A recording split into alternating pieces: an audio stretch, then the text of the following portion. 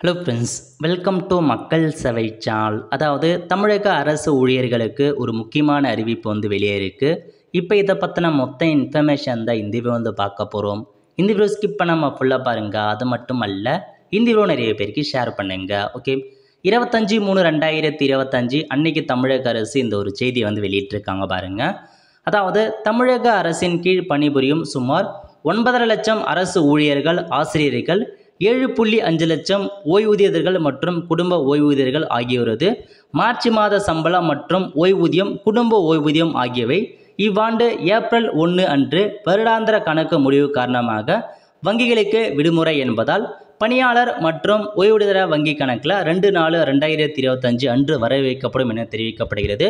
So உங்களுக்கான சேலரியை பொறுத்த வரைக்கும் ஏப்ரல் 1 லீவ் அப்படின்ற காரணத்தால் 2/4/2025 அன்னைக்கு உங்களுக்கான அமௌண்ட்டை வங்கி கணக்கு செலுத்தப்படும் அப்படின்ற மாதிரி தமிழக அரசு அறிவிச்சிருக்காங்க. ஸோ 9 லட்சம் அரசு ஊழியர்களுக்கு, ஆசிரியர்களுக்கு பார்த்தா உங்களுக்கான அமௌண்ட் 2ஆம் தேதி வரப்போகுது.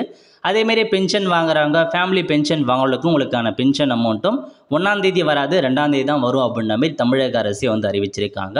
ஸோ இதான் உங்களுக்கான இன்ஃபர்மேஷன். ஸோ எல்லா அரசு ஊழியர்களுக்குமே இந்த இன்ஃபர்மேஷன் தெரியப்படுத்துங்க. வெல் ஃப்ரெண்ட்ஸ், கண்டிப்பாக இந்த பிடிச்ச லைக் பண்ணுங்கள். அது மட்டும் அல்ல, இந்த வீடியோ நிறைய பேருக்கு ஷேர் பண்ணுங்கள். அடுத்த ஒரு நிலையில சந்திப்போம். நன்றி, வணக்கம்.